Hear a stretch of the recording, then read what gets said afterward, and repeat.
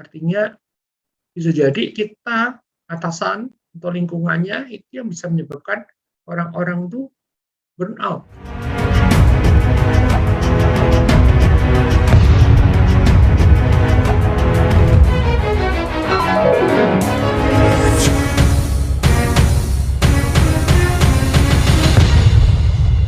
Halo, selamat malam. Saya Handoko Wisnuwargo dari Maestro Consulting, Coaching, dan Communicating untuk Anda semua dalam Serajum Live.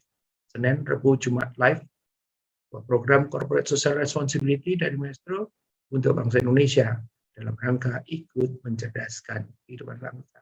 Teman-teman semua yang ada di sini, malam hari ini adalah episode 186 dengan judul Sellers Burnout. Sellers Burnout. Baik, kita akan mulai. Izinkan saya menggunakan PowerPoint. Ya, Sellers Burnout.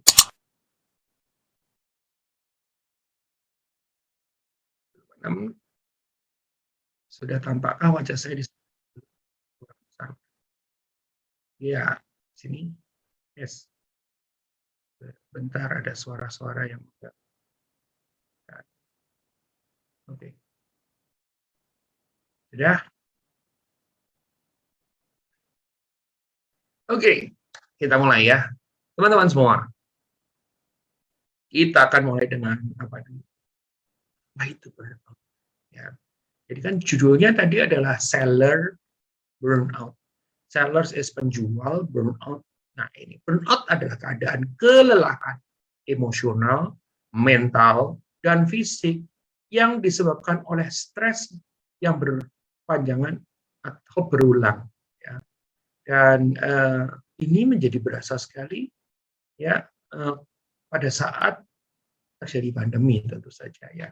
Para sales itu nanti kita kaitkan, para sales itu nanti akan mengalami yang namanya burnout. Ada punya pasukan sales di bawahnya. Seperti misalnya katakanlah di sini ada ada Lina dan sebagainya, pasukannya banyak. Yeni ya yang pasukannya banyak, Pak Edi, Pak Hardinanda ya yang pasukannya banyak ini bisa mengalami yang namanya burnout. Ya, penyebab yang umum daripada burnout. Coba lihat, burnout itu bisa terjadi karena kurangnya dukungan sosial yang memadai. Artinya apa? Artinya bisa jadi kita atasan atau lingkungannya itu yang bisa menyebabkan orang-orang itu burnout karena tidak ada dukungan sosialnya. Yang ada hanya paksaan pekerja misalnya, atau target atau penekanan pada hal seperti itu gitu kan. Bisa jadi burnout itu mengambil lebih dari satu hal yang ditangani, misalnya tempat kerja, sekolah, interpersonal dengan keluarga, teman, dan sebagainya. Jadi burnout bisa terjadi karena too many things to do. Ya itu ya nggak bisa dihindarin sih sekarang ya. Tadi saya baru ngobrol dengan satu orang menjelang acara ini tentang bagaimana tugas dia untuk sebagai ibu, tugas dia sebagai karyawati, tugas dia sebagai banyak gitu ya. Dan diceritakan, dan itu kalau terus-terusan dan kemudian kalau dapat dukungan daripada lingkungannya nggak masalah, kalau nggak dapat dukungan dari lingkungannya bisa menimbulkan burnout tadi. Ya. Tentu saja perawatan diri yang buruk. Jadi nanti kita dibahas tentang bagaimana pentingnya untuk melakukan perawatan diri. Terus kemudian dandan atau apa, tapi dengan cara apa? Olahraga, dengan cara kita juga punya unsur hiburan dan sebagainya. Ya, jadi menghibur diri. Kalau memang tidak dia menghibur kita, ya teman-teman semua, mari kita masuk materi. Ya, materi hari ini jangan lupa ya, pesan sponsor utama adalah jangan lupa materi ini nanti akan lupa saya. Oke, jangan lupa materi ini Anda jangan lupa untuk subscribe, ya, taruh like, komen, sharingkan, pencet bell, ya di Handoko Maestro ya. Nah, karena acara ini ada karena Anda nonton di sana. Ya. Jadi kalau Anda nonton di sana, saya mendapatkan penghasilan dari YouTube, terus kemudian saya bisa menjalankan ini. Saya berbagi free, Anda mengajak orang lain nonton free, Anda mendapatkan mendapatkan pengetahuannya, mendapatkan ilmunya, saya tidak kehilangan apa-apa, saya dibayar oleh YouTube. Ruginya di Anda cuma apa? Ruginya di Anda cuma kepotong iklan, ya. Seperti nonton TV aja, ya. Seperti nonton TV, Anda terpotong iklan, tapi Anda mendapatkan ilmu, pengetahuan, dan sebagainya. Silahkan sharingkan juga, sehingga dengan pendapatan dari YouTube yang besar, maka kita akan bisa mengembangkan, kami bisa lebih mengembangkan pengetahuan dan keterampilan serta attitude yang lebih lagi. Ya, teman-teman semua, dukung kami untuk menghidupkan terus Sendeko Maestro agar supaya jangan lupa, gampang banget ya, asal punya akun email ya, sign in di YouTube, bayar, tak bayar serupa pun juga. Jadi nggak ada masalah, silakan bisa subscribe. Karena kalau Anda belum subscribe, nggak bisa, Anda belum sign in, nggak bisa subscribe, kan begitu ya. Nah, teman-teman semua, tackling sales burnout, helping and motivating sellers in the COVID era. Ya. Jadi tadi seperti yang saya katakan, sales burnout ini menjadi paling berasa pada saat COVID era ya. Kenapa paling berasa? Tentu saja karena daya beli menurun. Ya. Terus kemudian kita sebagai sellers itu punya banyak keterbatasan. Ya, daya beli menurun itu aja itu menurunnya sangat signifikan. Keterbatasannya juga sangat signifikan karena yang dipertaruhkan adalah nyawa atau jadi nah ini kenapa kok terjadi target bisa jadi sama, daya belinya menurun jauh, maka leluasan kita untuk melakukan usaha itu terhalangi banyak sekali gitu ya, baik menghalang diri sendiri maupun menghalangnya orang lain ya. Seperti kalau kita mau ketemu sama customers, belum tentu customer mau kita temuin. Sebaik-baiknya bertahun-tahun kita itu udah hubungan baik dengan customers, itu kalau dia tetap takut, ya tetap aja dia tidak mau menemuin kita ya. Itu satu. Atau dia pura-pura takut ya. Pura-pura takut untuk apa? Untuk nggak mau nemuin kita. Itu ada juga. Baik, teman-teman semua, kita akan terusan tackling sales burnout. Penjualan adalah pekerjaan yang sulit. Tidak ada orang yang bilang enggak. Ya.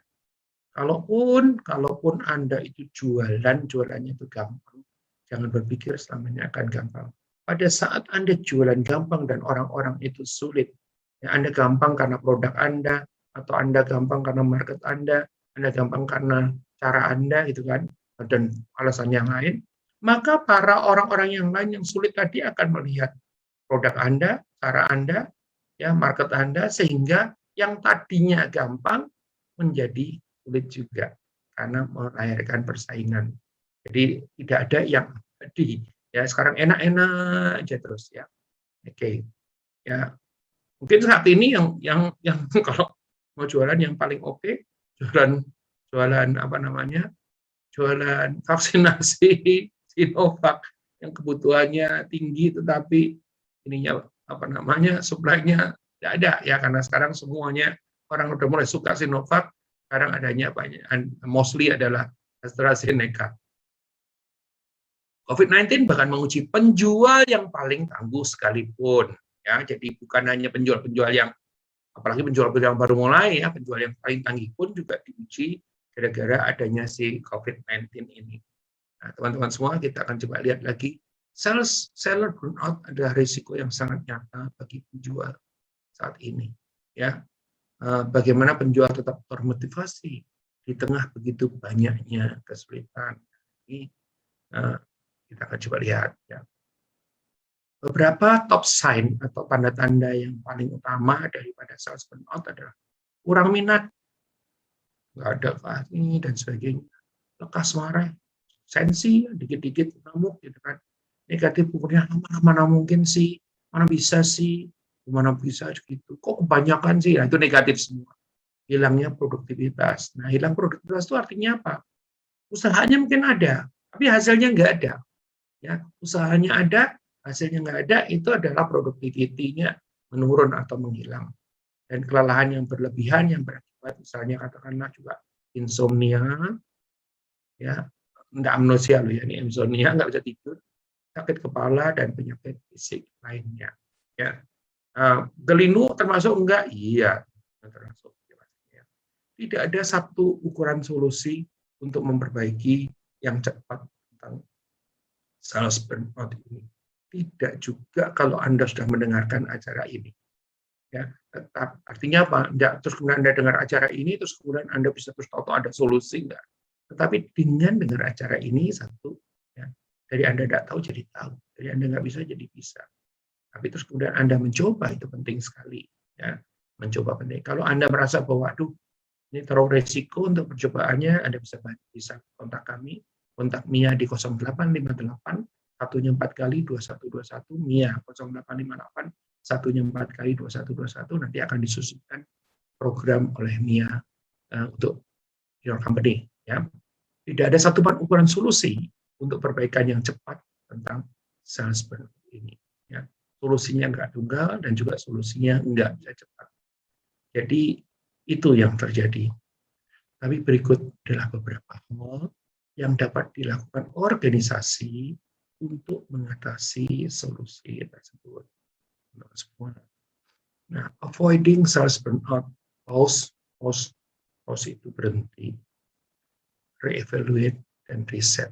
Ya, di pause dulu, berhenti, stop, re-evaluate dan reset. Ya, jika penjual itu menunjukkan tanda-tanda kelelahan, dorong mereka untuk istirahat dan cobalah recharging. Ya. Recharging ini penting loh ya teman-teman semua. Bisa dengan apa? Banyak hal ya. Udah tinggal dulu nonton film, tinggal dulu makan, tinggal dulu apa. Nah itu part of program recharging. Okay. Nah, terus kemudian recharging is very important.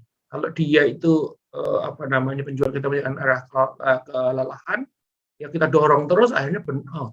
Ya, oleh karena itu disuruh istirahat, turun untuk recharging. Tapi kalau sedikit-sedikit kelelahan, sedikit kelelahan, padahal hasilnya belum ada, ya itu tanda-tanda sebetulnya bukan burnout, tanda-tanda memang dia mungkin nggak capable. Jadi kita mesti bijak juga. Ya. Penjual yang profesional terbiasa bekerja berjam-jam, ya memang sebetulnya.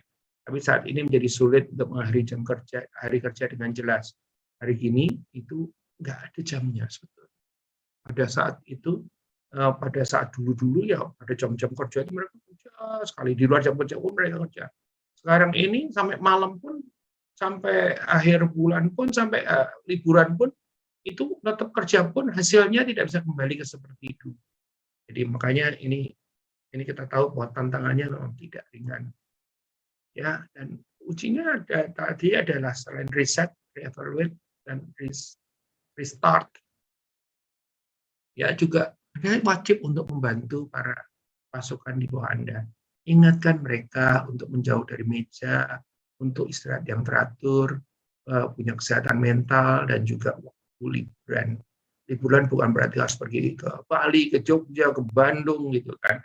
Liburan dalam artian kalau perlu ya sehari itu di-off-kan, terus kemudian dia tidur doang ya, atau bangun siang atau nonton TV seharian, ya, atau lebih banyak waktu bercengkrama dengan quality time bersama keluarga, itu part of the hiburan. Jadi hiburan bukan berarti harus pergi, ya, karena sekarang kan masih tetap ada gerakan memobilisasi daripada aktivitas ya. Memiliki batasan yang jelas di mana pekerjaan tidak mengganggu waktu pribadi. Ya, memang ini gampang-gampang susah. Ada yang memanfaatkan waktu tidak mengganggu waktu pribadi ini untuk kepentingan-kepentingan yang maaf ya terlalu hitung-hitungan. Ya. Jadi ini kan sudah jamnya ini gitu kan. Saya pernah suatu hari berdiskusi dengan salah seorang pemimpin marketing sebuah perusahaan yang dia itu kalau Sabtu Minggu nggak mau diganggu sama sekali. Padahal di industrinya dia, saya juga nggak ngerti kenapa terjadi seperti itu. Di industrinya dia itu Sabtu Minggu itu kegiatan penjualan tetap berjalan. Nah, kalau pimpinannya tidak selaras dengan bawahannya, maka akan menjadi masalah juga. Ya, itu yang terjadi. Nah, tanyakan kepada tenaga penjual Anda apa yang dapat membantu mereka. Jadi Anda harus membuka bicara kepada ada nggak kamu yang saya bisa bantu? Ya, tidak selalu kalau kita itu tanya terus kemudian dia akan jawab. Dan kadang-kadang memang butuh cara tertentu untuk bertanya. Tidak bisa terus kemudian Anda panggil di kantor, ada yang bilang mungkin dia akan takut dipecat, takut ini malah makin burnout gitu ya. Barangkali diajak makan bareng atau apa, selagi ada saatnya masuk dan kemudian ditanyakan. Arahkan mereka ke program bantuan dan dukungan karyawan yang tersedia.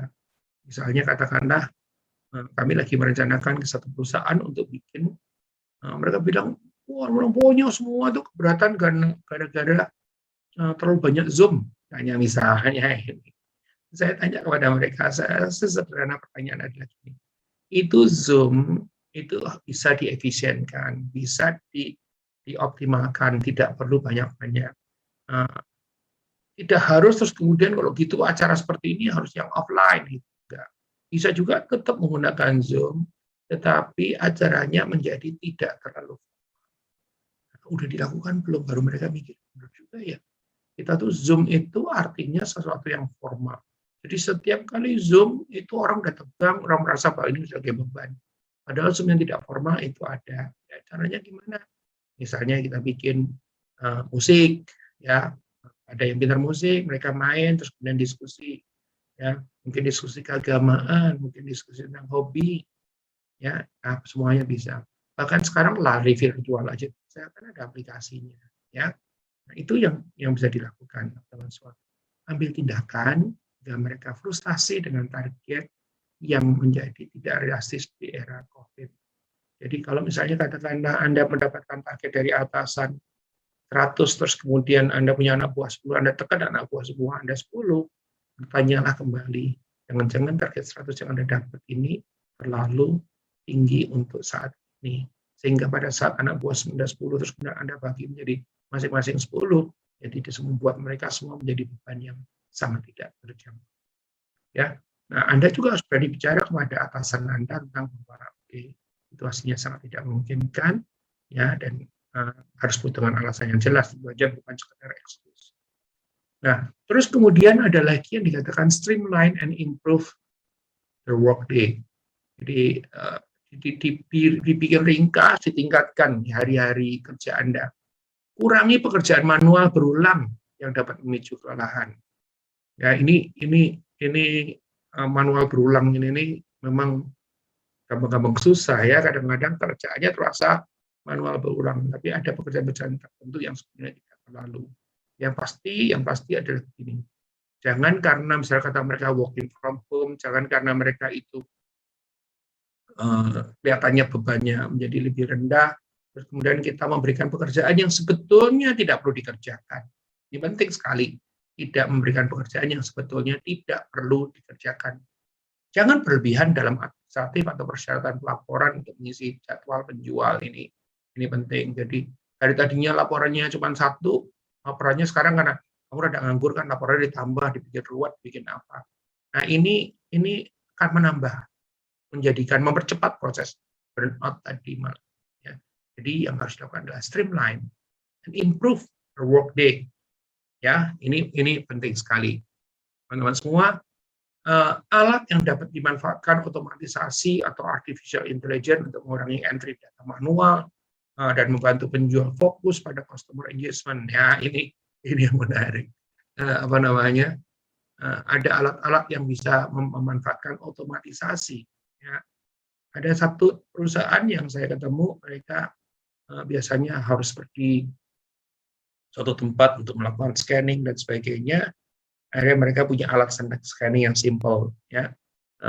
Dari alat scanning yang simple tadi dengan initial investment yang tidak seberapa, additional investment yang tidak seberapa, tapi mereka jadi tidak perlu mondar-mandir, karena kalau mondar-mandir itu melewati area tertentu yang exposure-nya ke orang menjadi tinggi dan sebagainya, itu menimbulkan ketakutan sehingga mempercepat burnout tadi, ya. Atau software tertentu atau apapun juga. Nah, yang tidak bisa digantikan dengan software, artificial intelligence, dan otomatisasi adalah customer engagement. Karena dia engage people.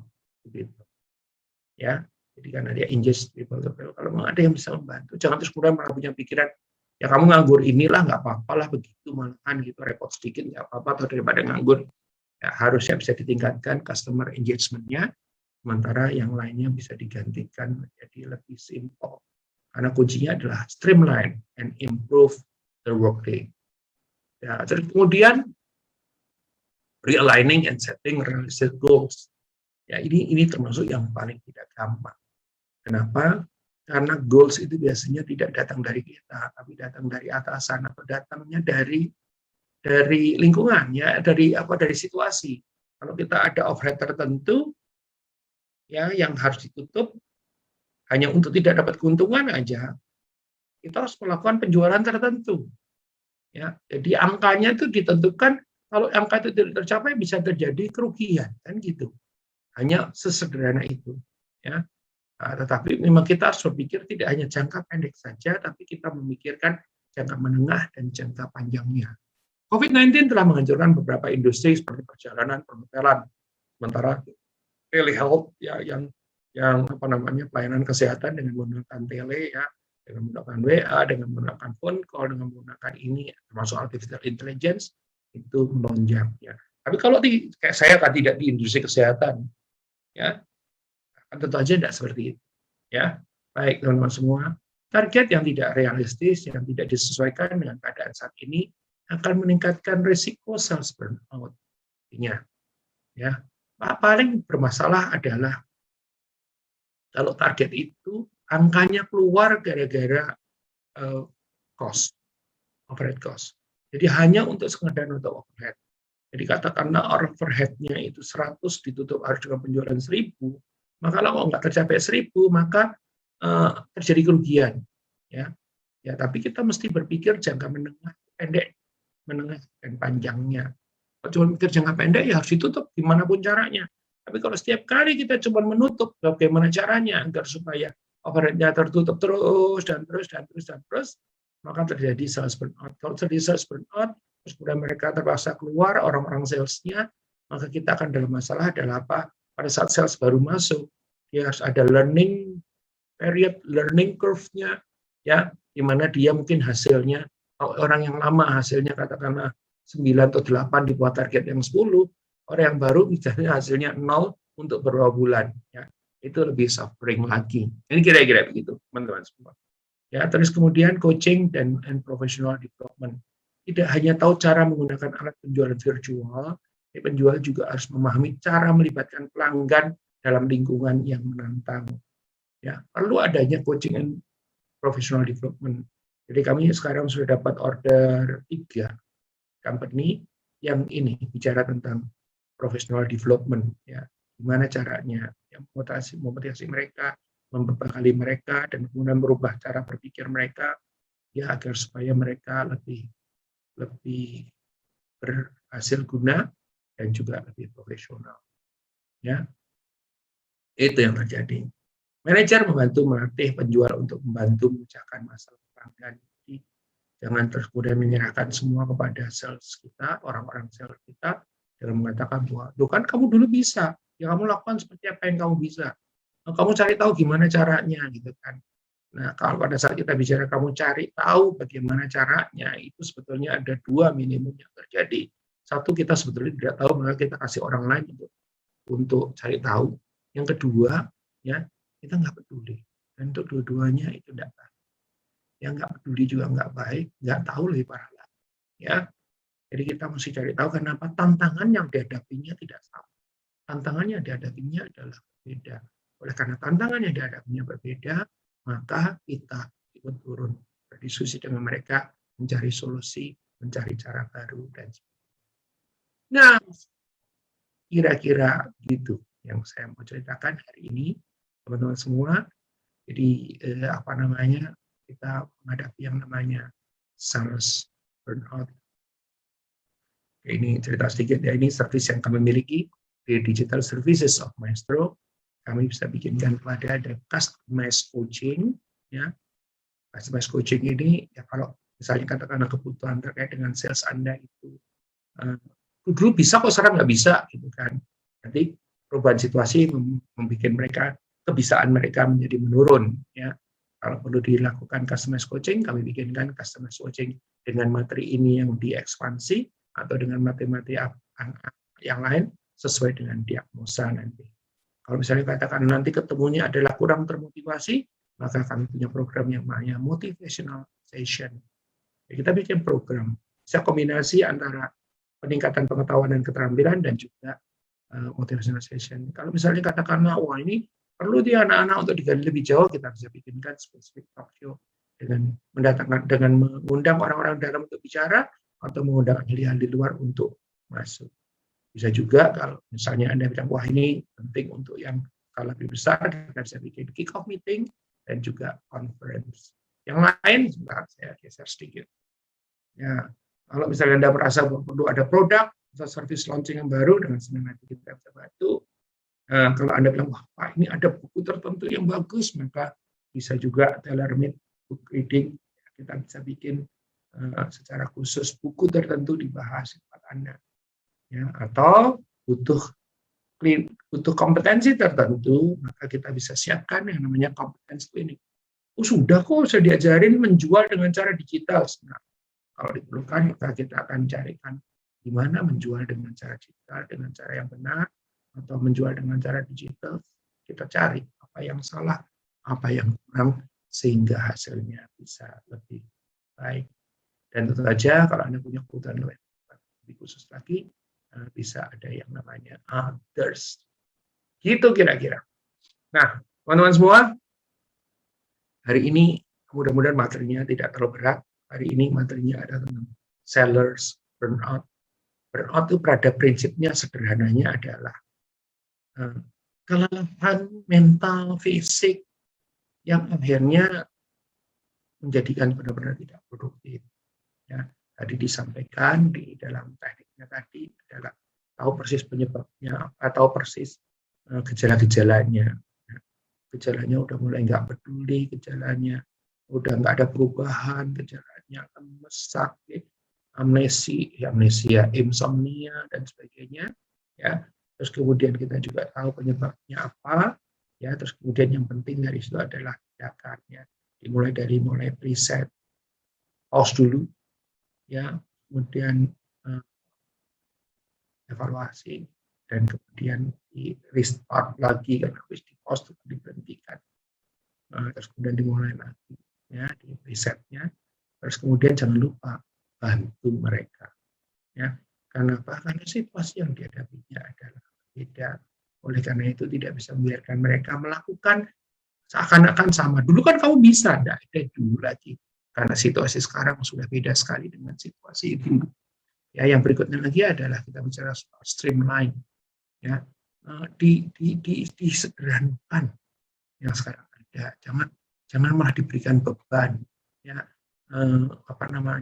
kalau memang ada yang bisa digantikan, diotomatisasi atau di apa itu kan.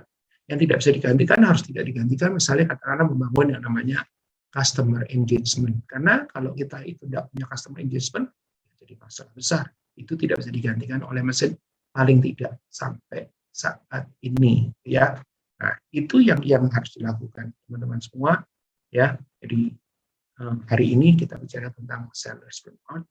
Bagi Anda yang punya orang-orang di bawah Anda dan terkait dengan penjualan, karena tantangan yang dihadapi itu berat, terutama dengan COVID, ya keadaan perekonomian, kendala-kendala lain ya di luar perekonomian, ya as simple as bahwa mau ketemu sama customer aja sekarang itu sulitnya setengah mati karena mereka juga takut ketemu dengan kita, membatasi diri ketemu dengan kita gitu kan. Di luar juga mereka mungkin daya belinya juga menurun ya, dan semacam itulah ya.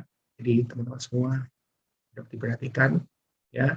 Kalau Anda ada di level di bawah Anda sales, Anda juga harus dipikirkan ya, apalagi kalau Anda di level bawah Anda adalah para sales manager, pikirkan juga mereka ya. Kalau Anda misalnya katakanlah lebih tinggi lagi dari itu, pikirkan juga mereka ya. Kalau tidak kita, siapa lagi, karena kita ada di level yang relatif tinggi. Bagi yang para sellers, jangan terus kemudian menjadikan materi ini sebagai alasan saya burnout. Itu dibahas oleh Pak Andoko di dalam Serajum 186. Gitu kira-kira teman-teman semua. Baik, senang bersama dengan Anda malam hari ini ya. Jika Anda merasa ini manfaatnya, Anda butuh nonton ulang, silahkan nonton ulang, bisa di Facebook ini, bisa juga di YouTube Handoko Maestro. Jika Anda merasa ini bermanfaat buat orang-orang, sharingkan. Ya, sharingkan. You have no charge untuk itu sama sekali. Ya, jadi dengan Anda sharingkan apa yang ada di YouTube, dengan Anda sharingkan itu, Anda membantu saya untuk menjalankan program ini secara terus-menerus tanpa Anda lihat iklan di YouTube, YouTube bayar saya bisa bikin materi untuk Anda lagi. Terus, apakah ruginya? Anda nggak ada rugi. Ya, teman-teman semua, terima kasih atas dukungan Anda untuk kami. Ya, saya Handoko Wikiwargo dari Maestro Consulting, Coaching dan Communicating untuk Anda semua dalam secara Zoom 186 yang berjudul Sellers Persis 815. Kita akan tutup ya. Besok Jumat kita ketemu lagi. Besok Jumat itu saya udah ingat filmnya. Besok Jumat itu filmnya tentang Moneyball. Judulnya adalah Sport Manager. Yang main adalah Brad Pitt. Based on true story. Teman-teman semua, senang sudah bersama dengan Anda malam hari ini. Persis 815 kita tutup. Salam.